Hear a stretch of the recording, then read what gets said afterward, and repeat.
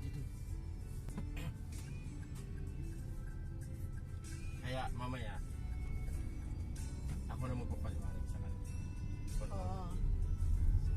Bahala ka hanggang sa alam mo, then pag Opo. ano na, Hintay Diyos mo. Hindi, siyempre, ano ko yung mga napag-aralan namin, i-refresh ko muna. oo. Tapos ito, na hindi ko naman inaasahan din.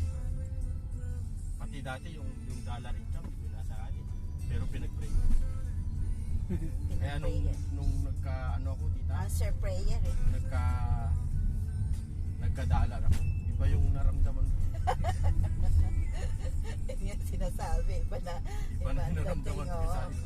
Totoo na talaga to. Ito na, no? Sabi ko. Itong daanan nito bro. Labas Yung tingin ko doon sa $25 na yun, 25 din. Yun. Yun ang vision. Sa